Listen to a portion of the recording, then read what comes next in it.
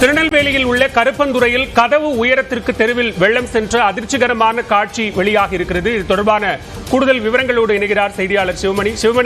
தொடர்ந்து கொக்கரக்குளத்தை அடுத்து தற்போது வீட்டை மூழ்கி இருக்கக்கூடிய வெள்ளத்தை நாம் பார்க்கிறோம். இந்த காட்சிகளை நிலையில கருப்பந்துறை பகுதியினுடைய தற்போதைய நிலவரம் என்ன சிவமணி?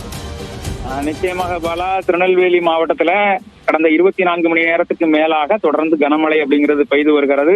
35 சென்டிமீட்டருக்கும் அதிகமான மழை, சராசரியாக 36 சென்டிமீட்டர் மழை அப்படிங்கிறது மாவட்டத்துல பெய்திருக்கிறது. இதன் காரணமாக பல இடங்கள்ல வெள்ளப்பெருக்கு அப்படிங்கிறது ஏற்பட்டிருக்கிறது. மாவட்ட ஆட்சியர் அலுவலக வளாகத்திற்குள்ளேயே 7 அடி உயரத்திற்கு தண்ணீர் அப்படிங்கிற நிலை இருந்தது. இந்த சூழல்ல பார்த்தோம் அப்படின்னா, மாவட்ட ஆட்சியர் அலுவலகம் பகுதியில் இருக்கக்கூடிய குறுந்துடையார்புரத்துல அந்த பகுதி முழுவதுமாக 7 அடி 8 அடி உயரத்திற்கு தண்ணீர் சென்றது.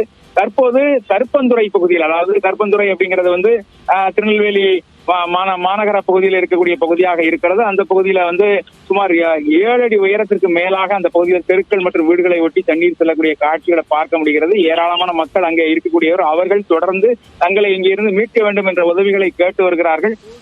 தற்போது 20 படகுகள் மூலமாக பல்வேறு இடங்கள்ல இது போன்ற நிலையில் இருக்கக்கூடிய மாவட்ட ஆட்சியர் அலுவலகம், சுற்றுவட்டார பகுதி, அதோட மட்டுமல்லாம உள்ளிட்ட பல்வேறு வண்ணாரப்பேட்டை உள்ளிட்ட பல்வேறு பகுதிகளில் மீட்பு பணிகள் அப்படிங்கிறது தொடர்ந்து நடைபெற்று வருகிறது. படகுகள் மூலமாக மீட்பு பணி தொடர்ந்து நடைபெற்று வருகிறது. மீனவர்கள் நேரடியாக களத்தில் இறங்கி மீட்பு பணியில் ஈடுபட்டிருக்கிறாங்க. முதலில் துடுப்பு படகுகள் மூலமாக மீட்பு பணியில் இருந்த நிலையில தற்போது அவர்கள் மோட்டாரை கொண்டு வந்து மோட்டார் மூலமாக அந்த துரிதமாக பணியாற்றும் வகையில் அந்த ஏற்பாடுகளை செய்து வருகிறார்கள்.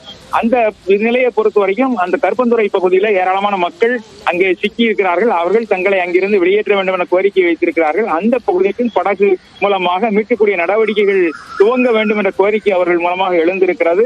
மாவட்ட நிர்வாகம் மற்றும் காவல்துறை மீட்பு படையினர் அதை பரிசீலித்து அங்கே அந்த மீட்பு பணியை விரைவில் துவக்குவார்கள் என எதிர்பார்க்கப்படுகிறது. பால் சிவமணி, தொடர்ந்து இணைப்பில் இருங்க, நம்ம பேசலாம். தற்போதைய அண்மை செய்தி ஒன்றை பார்க்கிறோம். தென் மாவட்டங்களில் ஏற்பட்டிருக்கக்கூடிய அதிகனமழை காரணமான மழை வெள்ளம் தொடர்பாக தற்போது முதலமைச்சர் மு.க.ஸ்டாலின் காணொலி வாயிலாக ஆலோசனை மேற்கொண்டு வருகிறார். தொடர்ச்சியாக தற்போது கோவையில் நடைபெற்ற நிகழ்ச்சியில் பேசிய முதலமைச்சர் சென்னையில் நடைபெற்ற மிக்ஜாம் புயல் பாதிப்புகளை தொடர்ந்து அதன் அடிப்படையில் தொடர்ச்சியாக நடவடிக்கைகள் என்பது தென் மாவட்ட மக்களை காப்பதற்கான நடவடிக்கை எடுக்கப்படும் என்று கூறியிருந்தார். இந்நிலையில் இந்த ஆலோசனையானது தற்போது நடைபெற்று வருகிறது. கூடுதல் விவரங்களோடு இணைகிறார் சிறப்பு செய்தியாளர் பாண்டியராஜ். விவரங்கள். பாலவேல், தென் மாவட்டங்களில் நேற்று முதல் பெய்து வரக்கூடிய மிக கனமழை காரணமாக நெல்லை, தூத்துக்குடி, கன்னியாகுமரி, தென்காசி ஆகிய இந்த 4 மாவட்டங்களும் கடுமையான மழை வெள்ளத்தால் பாதிக்கப்பட்டிருக்கிறது. இதற்கான அமைச்சர்களும் அதிகாரிகளும் ஏற்கனவே அறிவிக்கப்பட்டு அங்கு களத்தில் இருந்து பல்வேறு நிவாரணப் பணிகளில் ஈடுபட்டுக் கொண்டிருக்கின்றனர்.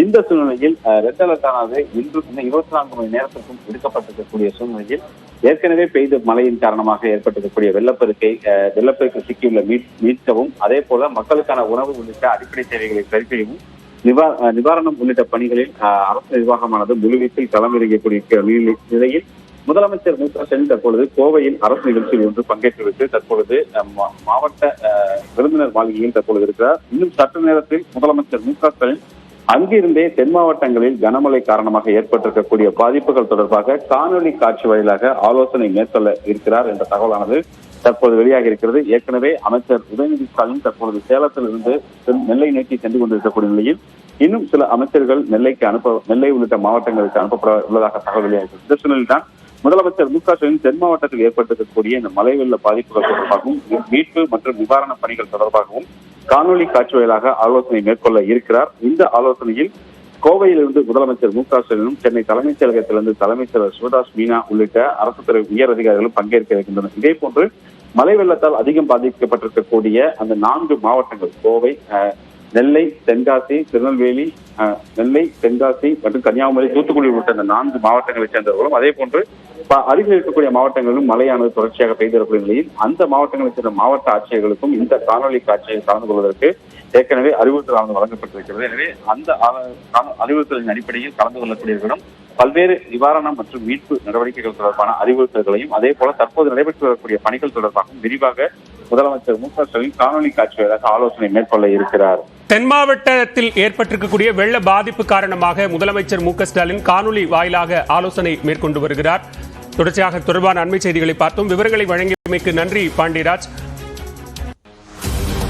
திருநெல்வேலி மாவட்டம் மாஞ்சோலையில் கனமழை காரணமாக மண் சரிவு ஏற்பட்டிருக்கிறது. கூடுதல் விவரங்களை பதிவு செய்ய காத்திருக்கிறார் செய்தியாளர் சிவமணி. சிவமணி, மாஞ்சோலை பகுதியில் கனமழை காரணமாக மண் சரிவு ஏற்பட்டிருக்கிறது. அந்த காட்சிகளை நாம பார்க்கிறோம். வாகனங்கள் செல்லக்கூடிய சாலையில தற்போது இந்த கடுமையான மண் சரிவு ஏற்பட்டிருக்கு. விவரங்களை பதிவு செய்யலாம். நிச்சயமாக பாலா, திருநெல்வேலி மாவட்டத்தில் ஏற்கனவே நம்ம சொன்னது போல 24 மணி நேரத்திற்கு மேலாக கனமழைங்கிறது கொட்டி தீர்த்திருக்கிறது. சராசரியாக 36 சென்டிமீட்டருக்கும் அதிகமாக மழை பதிவாகி இருக்கக்கூடிய நிலையில பல்வேறு அப்படிங்கிறது பாதிப்புகள் இல்லாத இடமே இல்லை அப்படிங்கிற அளவுல ஏராளமான பாதிப்புகள் இருக்கக்கூடிய நிலையில மக்களை மீட்கும் நடவடிக்கைகள் அப்படிங்கிறது தொடர்ந்து நடைபெற்று வருகிறது. படகுகள் மூலமாக மக்கள் மீட்கப்பட்டு வருகிறார்கள். மாஞ்சோலையை பொறுத்த வரைக்கும் மலை கிராமமாக இருக்கிறது. அது மேற்கு தொடர்ச்சி மலை பகுதியில் அமைந்திருக்கக்கூடிய இந்த பகுதி அப்படிங்கிறது வனத்துறையினுடைய கட்டுப்பாட்டில் இருக்கிறது. இங்கே இந்த பகுதியில செங்குத்தான சாலைகள் அமைந்திருக்கிறது. இங்கே கடந்த 2 நாட்களாக தொடர்ந்து கனமழை பெய்து வருகிறது. அதிகபட்சமாக 60 சென்டிமீட்டருக்கும் அதிகமான மழை அப்படிங்கிறது கடந்த 36 மணி நேரத்தில் பெய்ததாக தகவல்கள் தெரிவிக்கின்றது. இதன் காரணமாக அந்த பகுதியில மண் சரிவு ஏற்பட்டிருக்கிறது. ஏற்கனவே திருநெல்வேலி மாவட்ட ஆட்சியர் சொல்லும் போது அந்த பகுதியில மாஞ்சோலை பகுதியில மழை பாதிப்பு அப்படிங்கிறது நேரடியாக மக்களுக்கு ஏற்படாவிட்டாலும் கூட மண் சரிவு போன்ற பாதிப்புகள் ஏற்படுவதற்கான வாய்ப்புகள் இருக்கிறது என்ற தகவலை சொல்லியிருந்தார். இந்த நிலையில மண் சரிவு அப்படிங்கிறது ஏற்பட்டிருக்கிறது. இதன் காரணமாக கோதையாறு பகுதிக்கு கோதையாறு உள்ளிட்ட பகுதிகளுக்கு மாஞ்சோலை கோதையாறு உள்ளிட்ட பகுதிகளுக்கு வாகன போக்குவரத்து அப்படிங்கிறது முற்றிலுமாக நிறுத்தப்பட்டிருக்கிறது. இந்த மண் சரிவை சரி செய்வதற்கான JCB இயந்திரங்கள் ஏற்கனவே அந்த பகுதியில மழைக்கு முன்பாகவே கொண்டு நிறுத்தப்பட்டிருக்கிறது. இதன் காரணமாக இன்னும் சிறிது நேரத்தில் அந்த சரி செய்வதற்கான பணிகள் அப்படிங்கிறது துவங்க வாய்ப்பு இருக்கிறது. தொடர்ந்து மழைப்பொழிவு குறைந்தால் அந்த பகுதியில வாகன போக்குவரத்து சீராவதற்கும் இந்த மண் சரிவு சரி செய்வதற்கான வாய்ப்புகள் அதிகமாக இருக்கிறது.